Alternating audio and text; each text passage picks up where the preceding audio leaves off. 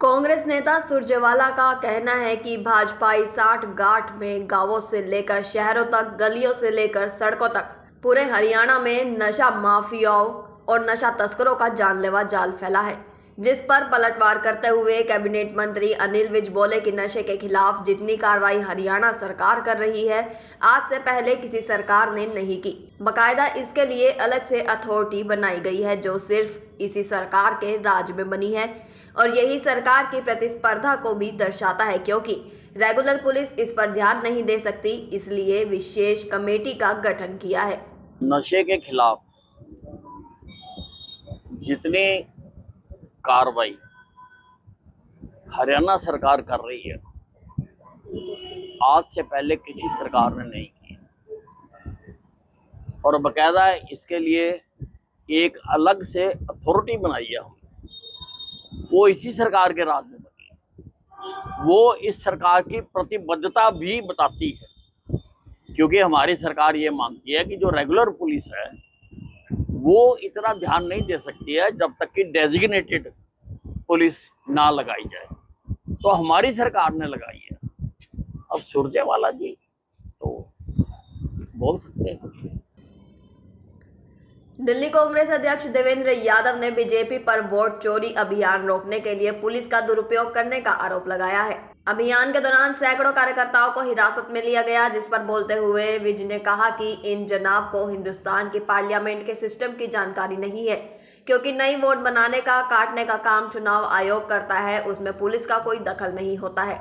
ये पुरानी सिस्टम है जिसमें छोटे से छोटे कार्यकर्ताओं को ये बात पता है, लेकिन ये लोग अनदिग्ध है तभी झूठे बयान जारी करते हैं। मुझे लगता है कि हिंदुस्तान की पार्लियामेंट्री सिस्टम की इन जनाब को जानकारी नहीं है, क्योंकि वोट बनाने का, काटने का, नई वोटें बनाने का जो काम है वो चुनाव आयोग करता है। उसमें पुलिस का कहीं भी दखल नहीं होता है। ये पुरानी सिस्टम है। एक छोटे से छोटे कार्यकर्ता को भी ये बात पता होती है, लेकिन ये लोग अनभिज्ञ हैं और अनभिज्ञता में ये झूठे बयान जारी करते हैं। कर्नाटक के मुख्यमंत्री के बेटे ने कहा कि आरएसएस तालिबानी तर्ज पर है, इसको बैन कर देना चाहिए, जिस पर कैबिनेट मंत्री अनिल विज बोले कि जैसे पक्षी है उनको रोशनी से डर लगता है, वो अंधेरे में रहते हैं, वैसे ही ये जनाब और वो सभी लोग जो आरएसएस पर टिप्पणी करते हैं, क्योंकि आरएसएस देशभक्ति और अनुशासन सिखाती है, वो बिना स्वार्थ काम करना सिखाती है, जिससे इनकी राजनीति जो लोगों को धर्म और जातियों में बांटने की है वो प्रभावित होती है, इसलिए ये लोग ऐसे बयान देते हैं। देखिए, जैसे कुछ पक्षी हैं उनको रोशनी से डर लगता है,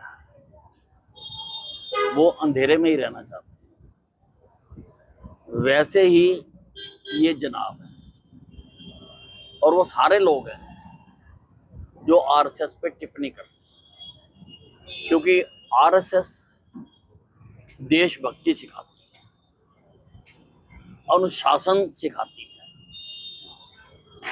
बिना स्वार्थ के काम करना सिखाती है और उससे जो इनकी राजनीति है,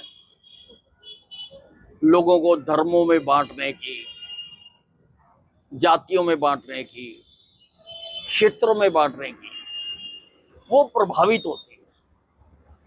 इसलिए इनको आरएसएस से तकलीफ होती है।